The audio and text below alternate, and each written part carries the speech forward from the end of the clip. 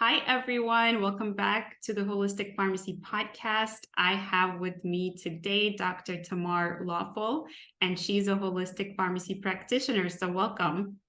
Thank you. Thank you, Marina.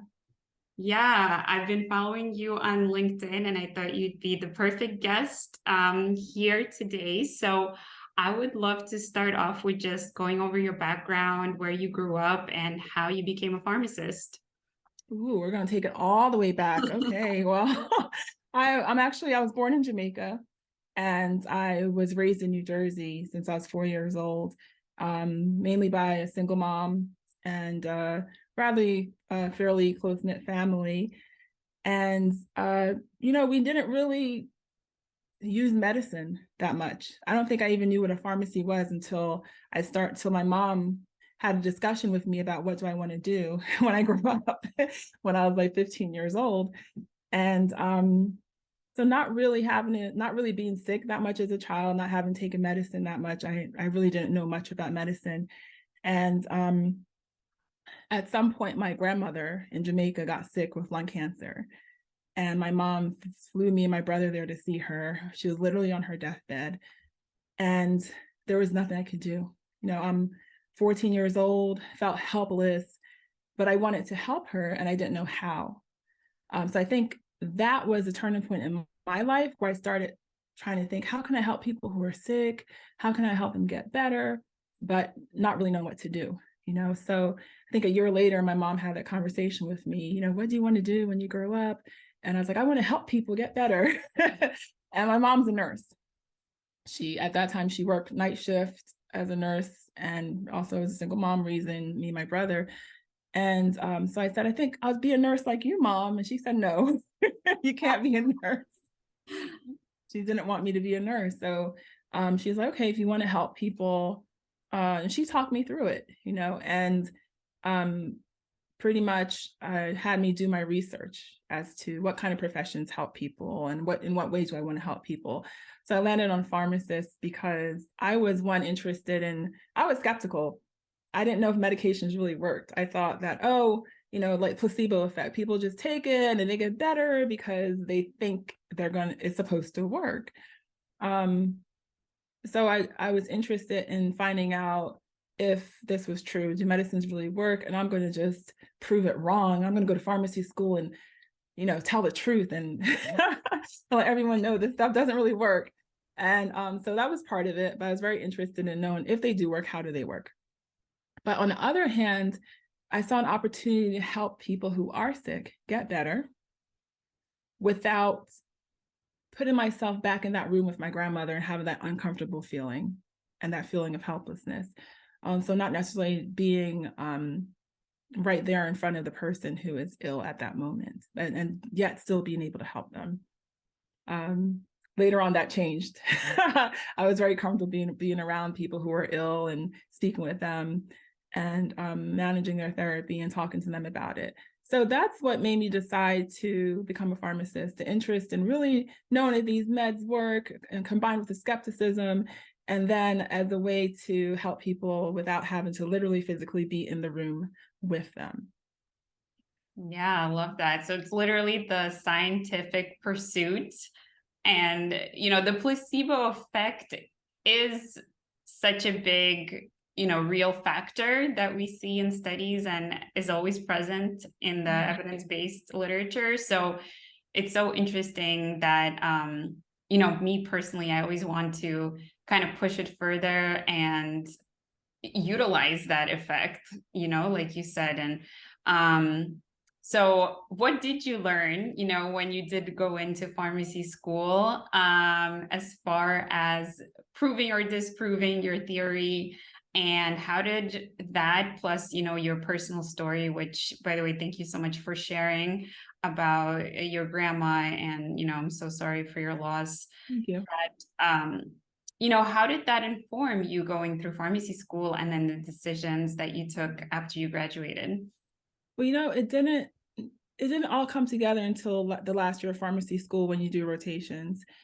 And the rotation that really stuck out to me was when I was working in Philadelphia at a psychiatric hospital. And day one, you're in the room with these residents or patients, and you can't have a conversation with them. You can't have a logical, reasonable conversation with them. And then they're put on, whether it's the antipsychotics or antidepressants, and in 3 weeks, it is safe for me to be in a room on my own with them, speaking and getting their medical history. So I saw firsthand how medication actually can help somebody when it comes to mental illness. So that was something I was able to actually witness myself and say, oh, okay, it actually does work. It's not just in the book what they're telling me. So that was when the light bulb went off in my mind that, okay, if this is something that I can visibly see, then, well, by then I was 6 years in a pharmacy school, so I had some confidence in how the medications work already and the effect that they can have for improving health or helping people through their health issues. So that was the aha moment for me, where I was no longer a skeptic. But transitioning from there into where I am today with my pharmacy practice is my experience in the hospital setting as a transitions of care pharmacist, where I primarily saw patients with diabetes and hypertension and heart failure and dyslipidemia, and manage their medication therapy. I was able to deprescribe medications, get them off what wasn't needed, get them on what was needed, make those dosage adjustments. And the part that I loved the most was being able to talk to them and counsel them about their medications, about their disease state, and then give them some lifestyle change advice. For some people I didn't see again, but then there are others that I saw. They came back in less than 30 days. And that truly bothered me. I felt like I wasn't doing enough and I wanted to do more. Like, something else needs to be done, because what I noticed was they weren't getting off medications. They were getting off medications that weren't necessary. But medications for diabetes or for their blood pressure, they were still on it and they were getting on more. So I said, something has to change. Something has to change. So that led me into starting to try to figure out, how can people really be helped to really manage their disease states, and especially for these conditions that are reversible with diet and lifestyle changes. Yeah, I love that.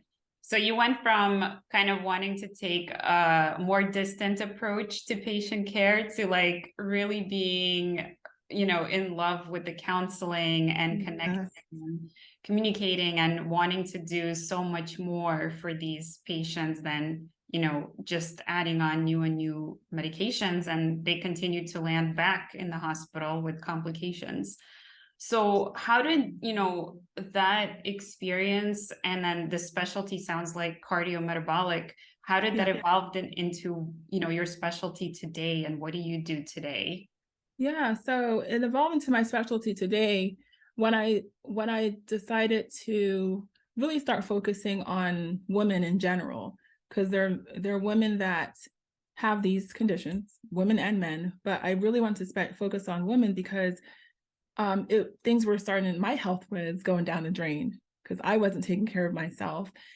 And I looked at the underlying reason why that was. It wasn't because, oh, I wasn't eating right. It wasn't because, oh, my insulin levels are too high, or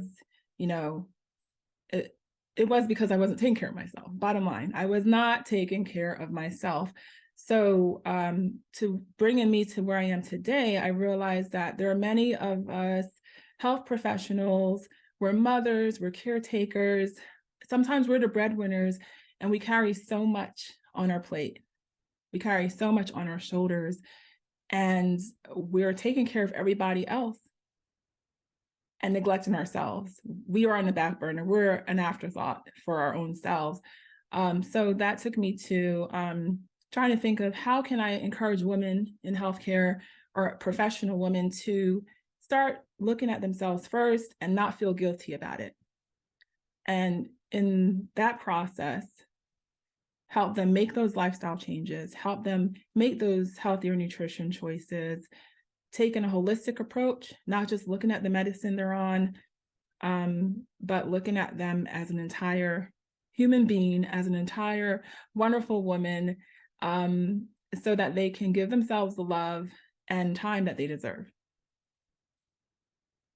Yeah, I love that. That's definitely a pattern I see that, whether or not the woman is the breadwinner, nowadays, most women do work and take care of the home in some sort of way. And if they're also mothers and caretakers, whether or not they're mothers, that's a lot. That's a lot that one person has to deal with. And, there's lots of emotional and stress, not only like the physical toll on your body, and then of course sleep. And so I'd love to know, what is your definition of self-care? What's the first step when it comes to self-care, and how did you figure out what needs to be done for yourself, for your own life? I teach my clients that I don't say patients, I say clients, because I feel like when you say patient and disempower somebody, it's like, oh, well, I'm your patient, so my health is in your hands. But as my clients, the power to make changes for their health is in their hands. So you'll hear me say clients.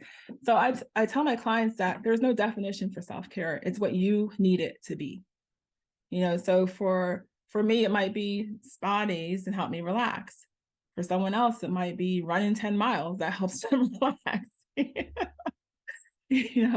But it's what you need it to be. It's personalized and personal. But it's what I teach them is that it has to be something you can do every day. There should never be a day that goes by that you don't do something for yourself in some form of self-care.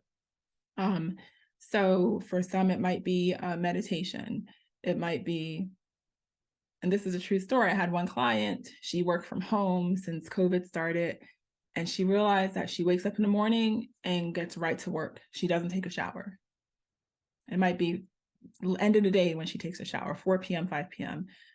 So she chose that her self-care task for this 1 week that we were focusing on was to wake up and take a shower. And Marina, that one shower changed and set the tone for her whole day. And she viewed everything in a more positive light. She was happier, she felt less overwhelmed with things that she had to handle as a single mom. And so for her, self-care was taking a shower. So I help my clients discover what their form of self-care is, what it is that they need specifically for themselves. So if I had to put a general definition, though, it would be an activity or practice in which you are truly catering to your needs. Just blanket. That would be it. I love that. Yeah, it could certainly be different person to person, like you said, and individualized medicine is the new medicine that I think we're all kind of trending towards, which is wonderful to see. So I'd love for you to just kind of fill in the gap with, how did you figure out this definition, this approach, this way that you now work with clients, and how did you even go from working, as a transitions of care pharmacist to now having your own clients? Ooh, wow. Yeah. So what I did, the steps I took, again, from my personal experience, transitions to care pharmacist, I did residency when I was a pharmacist for 9 years, and I did residency, then transitioned to care pharmacist. I was stressed. It was very stressful life for me. And being pregnant and newly married, so a lot was going on. So I started looking, and I had issues of weight loss after I had the baby. So I started researching different ways, like what's wrong with me. I could easily lose weight before, So I went to I got interested in ketogenic nutrition, and that took me down a rabbit hole, literally, where I fell in love with nutrition. not just ketogenic nutrition, but I started understanding the power that nutrition has on us. And I wanted to learn more, and I wanted to teach other people this. And I found this as a way that I could help, really help people improve their health, focusing on nutrition.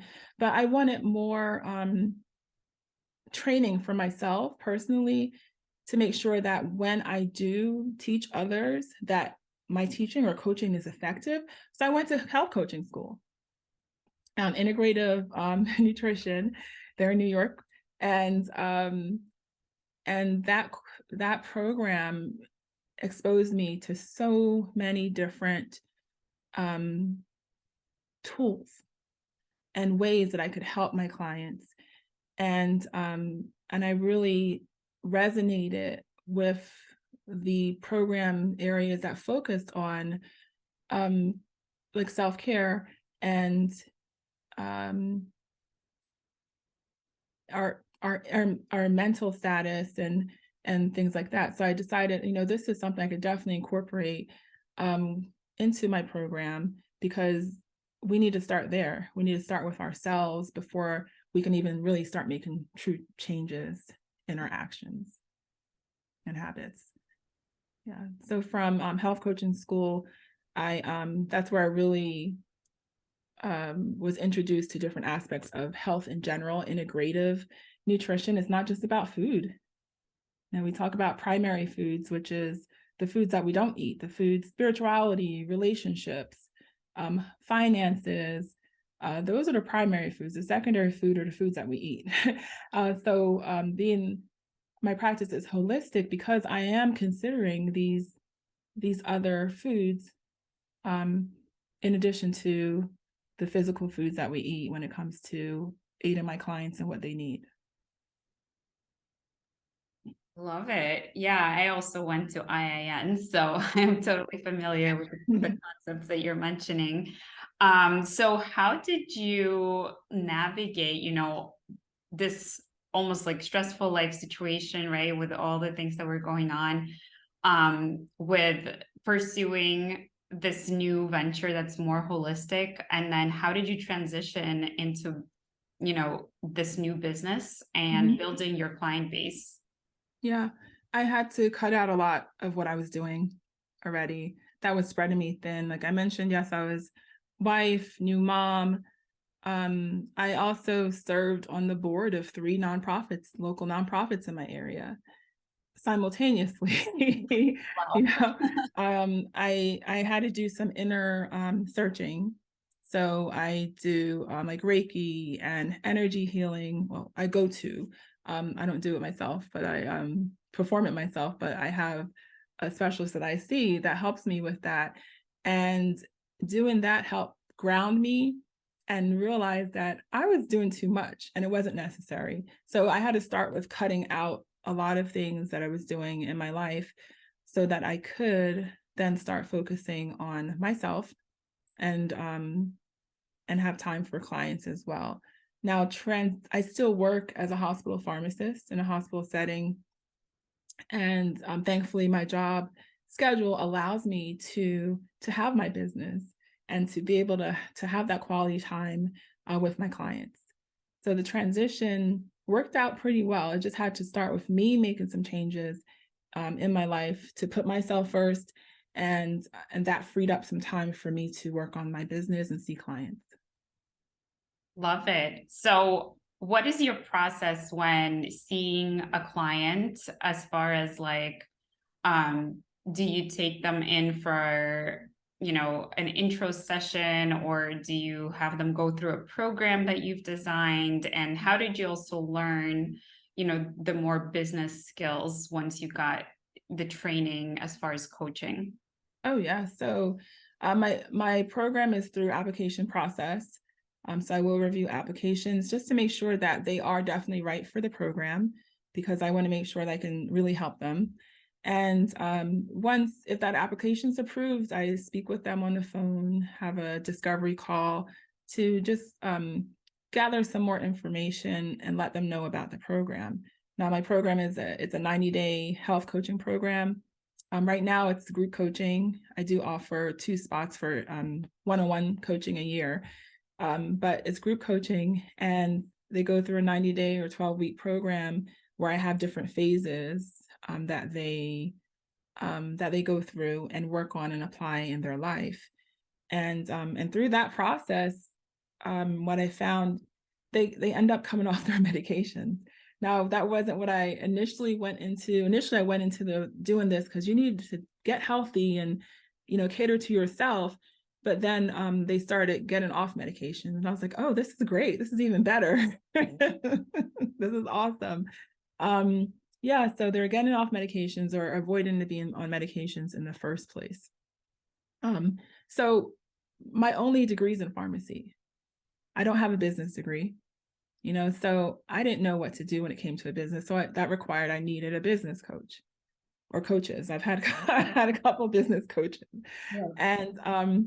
And then I'm also a member of my local Chamber of Commerce, and they provide a lot of resources for entrepreneurs and hold my hand every step of the way. So I definitely appreciate my local Chamber of Commerce. So it's important that we don't try to figure out everything on our own when we're going out there and diving into entrepreneurship. There are plenty of resources out there to help us that we can get information from. Yeah, absolutely. So who do you mostly see? Is it people going through like the online training, or is there an in-person component locally? And what have you seen clients, achieve, or maybe like who is your ideal client that you can help? Yeah, so it's online program. Some of my clients have been local. So for them, they've had a little bit extra support, like, hey, I'm going to the gym, you guys can join me, or let's go for a group walk or something like that for the local clients. Online, we have challenges. So, I use a program that can track, their steps, their exercises, what they've been eating. So I can use that for challenges, depending on whatever the goal is that the group wants to do for that particular time frame. So my ideal client would be women in healthcare who are looking for a way to really prioritize themselves and reclaim their health. They're stressed out from day to day, from work, from the responsibilities of the roles that they have in their family, of life. They're likely suffering from prediabetes or recently diagnosed with prediabetes. They might even have type 2 diabetes already, high blood pressure, high cholesterol, and on medications. And they're looking for a way to get off of these medications, a way to have more energy so that they can play with their kids, so they can feel like doing something. And so these are the type of clients that I've been seeing. I have some outliers that, for example, one of my clients was having issues with menopause, and she didn't want to start hormone therapy at all. So she came on board, and with the nutrition and addressing other factors within my protocol, working on other factors that my protocol addresses, she was able to improve within 2 weeks, and her symptoms drastically improved, and she never had to start hormone replacement therapy at all. And a year later, she still contacts me. She's like, I'm still not on medications. I'm still doing good. So just learning what she needed to eat and the lifestyle changes she needed to make, and being able to sustain those new habits, she's been able to maintain the results so that she doesn't need to be on medications and she can control her menopause symptoms.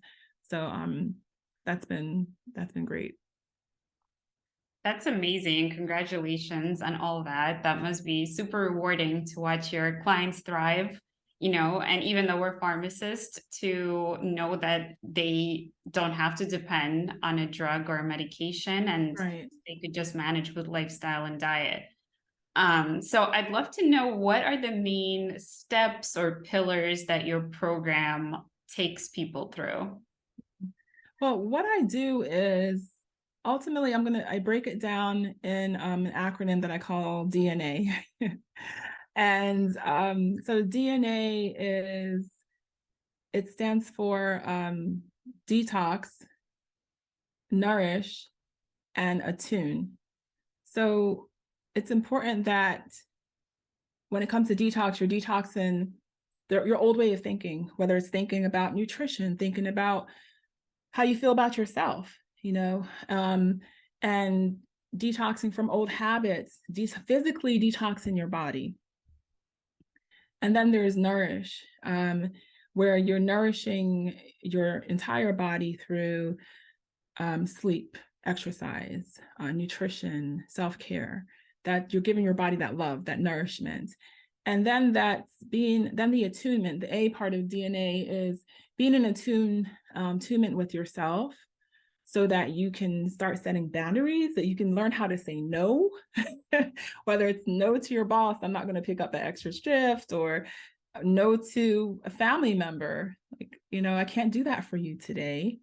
And being in tune with what you really want out of life and what kind of lifestyle you have. And and along that as well, when you're in attunement, you're able to be consistent with the new changes and habits that you have. So a lot falls under what we do. So I just broke it down into DNA: detox, nourish, and attune. And that hits everything that we really cover in my program.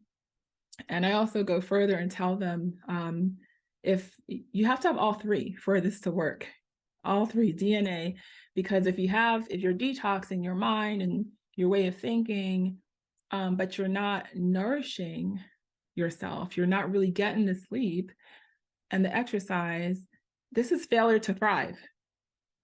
When we want to talk in medical terms, you're really not going to be successful at reaching those goals. And at the same time, if you have the detox, you're changing your mind and habits, but you're really not truly in attunement, you're not setting the boundaries, you're not really zoning in on what type of lifestyle you want, and not being consistent. I call this septic shock, because you're going to be stuck. You're just going to be stagnant right there. You're not moving forward, not going anywhere. So it's important that they have all three. They embrace all three components of the DNA in order to get those true results. And then on the other hand, physical DNA, I do nutrigenomic testing. So their DNA is actually used to guide their lifestyle changes, their nutrition choices. And this is a feature that they absolutely love and are floored by, because they always say, what I usually get most commonly when they get their results is, I knew something was going on, but this explains what and why. And then now I know what I can do about it. Using nutrigenomic testing, working with them to implement the recommendations that come from that test, has been very effective for them getting the results.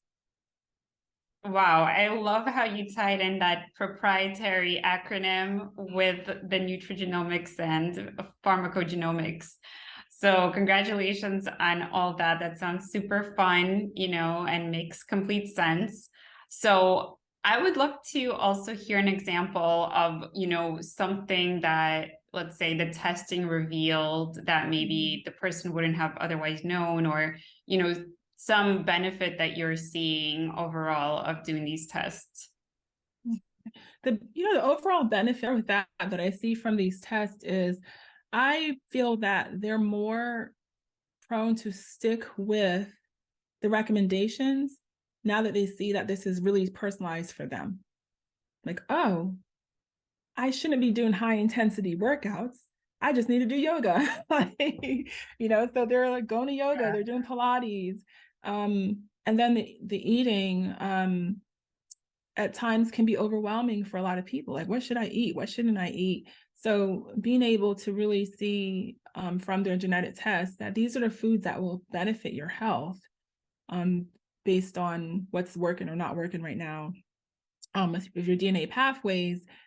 And then they are linked to a meal plan that includes these components, these different types of foods, recipes that include these foods for them, makes it easier for them. They takes out the planning or decision making for them. They're already told, oh, these are the types of foods. This is a recipe you could use.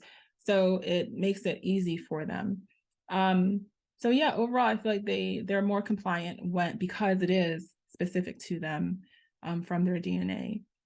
As far as helping, like I educate them based on some of those results, like when it comes to the need for supplements, because as we know, genetically, we may not be able to process or break down certain, whether it's medications, or we may not have enough of a certain vitamin produced in our body naturally based on genetics. So some clients have discovered that.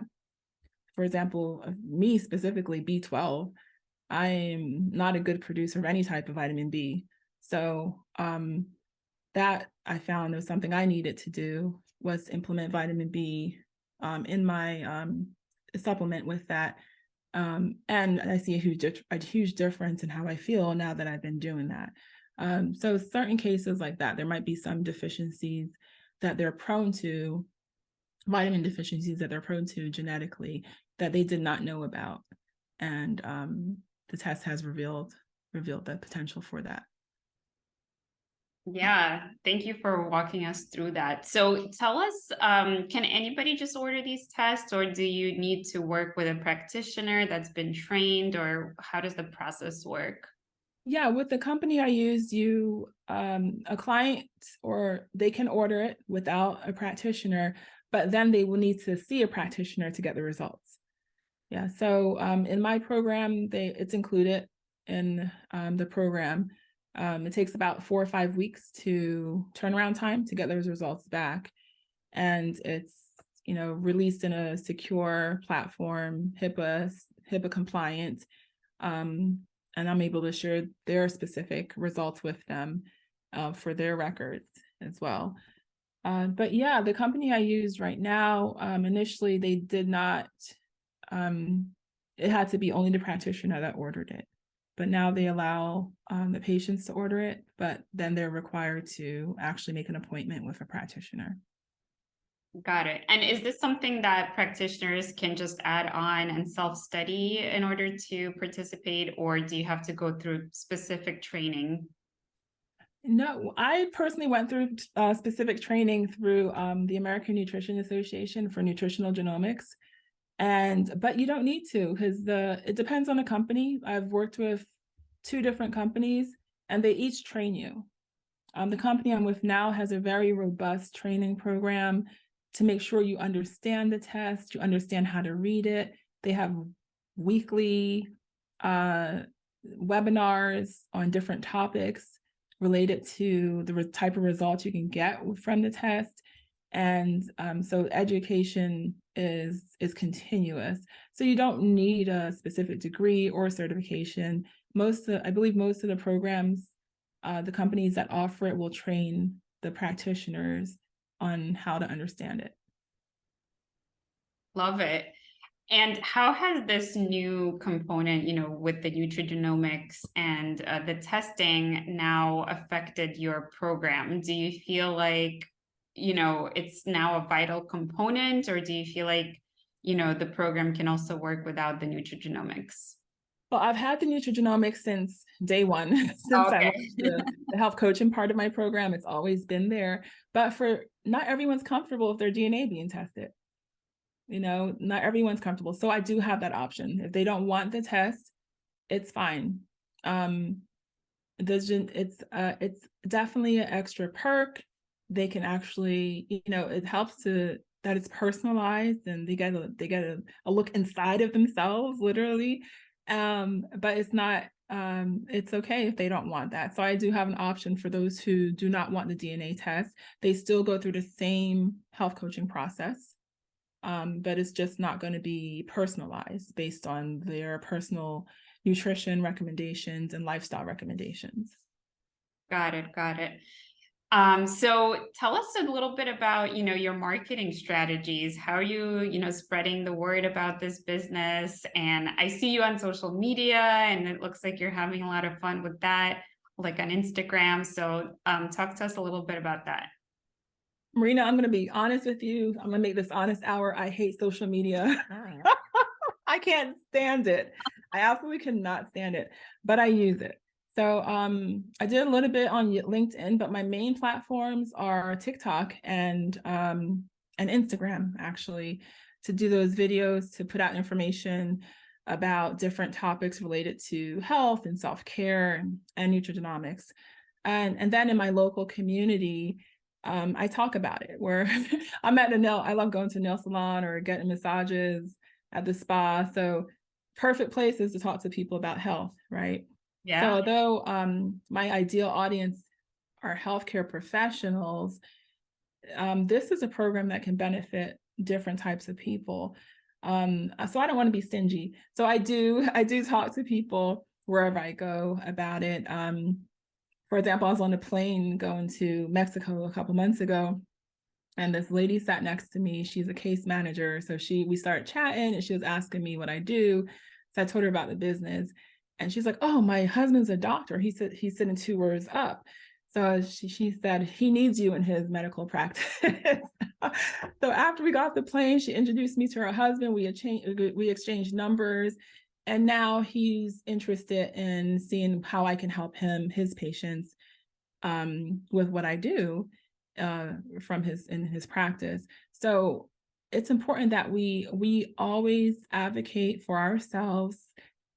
Go to a mountaintop and scream it loud what you're doing. Let everybody know what you're doing, because you never know who's out there listening that can either put you in contact with somebody that needs your service, or put you in contact with somebody that could use your service, like in their business or their practice. So social media is not the only way to market. So it's important that we use different means, talk about what we do wherever we go, different people. Yeah, I love that. So like building a strong referral network, and like you said, you don't know if they know somebody that needs you, or if they could introduce you to their own network, and that's super powerful and has a compound effect. Yes. Yeah. So I would also love to know what's next for your business. Like, are you going to continue the group programs? Do you love individual ones better? Anything special, events or launches coming up? Yeah, so we have group coaching is being continued. I took a little hiatus at the end of the year so I can have some breaks and have some vacation time, and with my 4-year-old, and take care of some new things going around in the house. But starting end of January, the group coaching will be kicking back up, and I will have a webinar on January 3rd at 4 p.m. Pacific Standard Time for anyone who's interested in getting a little bit more insight into the program. The webinar is titled "How to Get Off Your Medications in 90 Days." Nice. And so if you're interested, that's something you're welcome to join on January 3rd. And then yeah, for next year, there are some things coming. The business is growing, and maybe I can come back another time and talk to you about that more later next year. But yeah, the most recent upcoming thing will be that webinar in January. And then for those who are not able to make the webinar, I have a free workbook on self-care hacks for healthcare professionals that have a lot of different tools in there that I have personally used and still personally use. And it's a great workbook to figure out what type of self-care you need for yourself personally. Great, amazing. So I'd love to share all that info in the show notes. And January 3rd sounds like the perfect New Year's resolution time to get yourself in gear and motivate yourself to make some changes. And that's certainly a really catchy title and a great goal to get off your medications. And you have an exact plan for 90 days. So all that sounds really good. Congratulations again on all that. And if you just have like a minute or two, I'd love to do a rapid fire round of questions. Okay, let's go for it. All right. Okay. Question number one, what would be your number one tip for people to implement right now for their self-care? Ooh, that's a good one. My number one tip would be to start a meditation practice, like for yourself, like not like open a company and start, but to practice some type of meditation practice. That way you can really get grounded and be in attunement with yourself, because anything that you want to do, whether it's starting a business, getting healthy, it starts with you.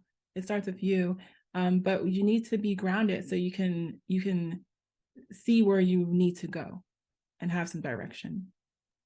Yeah, that is such a great tip that I hear all the time from people. And I still know people sometimes just get really scared because they think, I'm gonna really be bad at meditating, so I'm just not gonna start.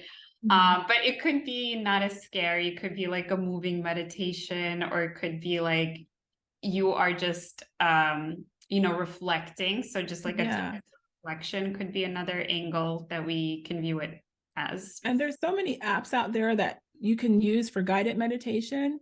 I don't know if I can say a certain app. But I love to use Calm, CALM. I use the Calm app. They have different types of medication, guided meditation. So if you don't know how to meditate, that's a great way to start.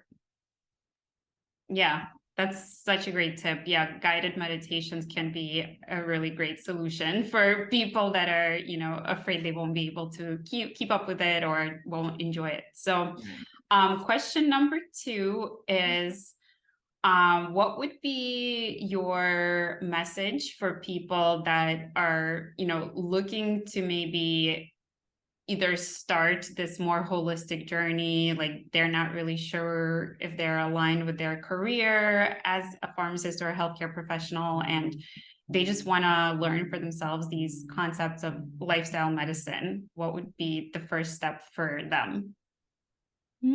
So the first step, if they want to go switch over to like holistic lifestyle medicine, I would say go for it. Your first step is to make a decision, yes or no.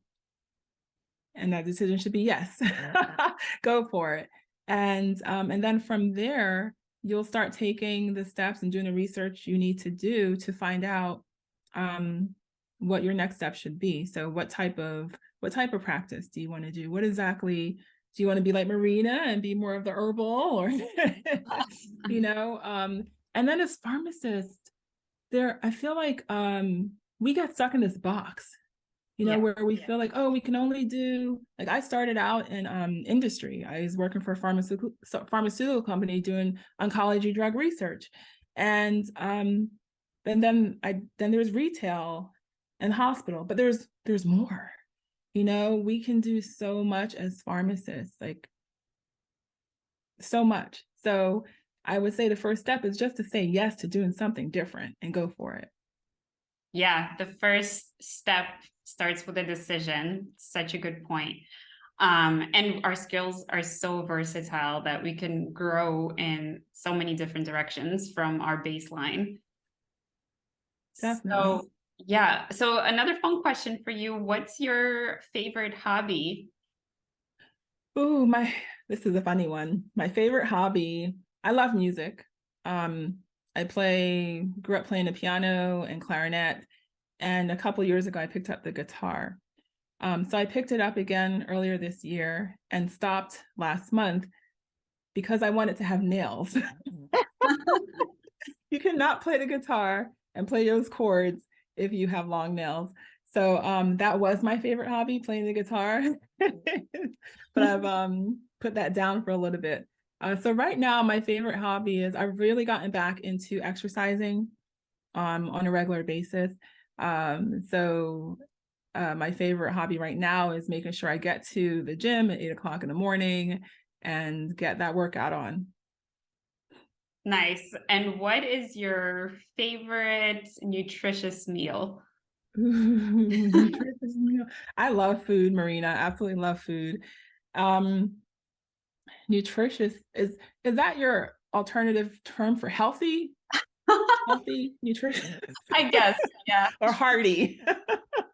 Healthy. Healthy. Okay, well, I'll go with a snack. Like my favorite snack are cucumbers, um, in olive oil and balsamic vinegar. Ooh. Yes, absolutely love it. Like that's my go-to. And then chop up some cheese in there, whether it's mozzarella, when it's some tomatoes. So I'll say cucumber salad. Like hands down, I'll drop everything for a cucumber salad. I'm simple. Yeah, very Not hydrating hard to please. and cooling. All right. Well, Tamar, thank you so much for coming on. Please tell our listeners what's the best way to get in touch with you and support your work.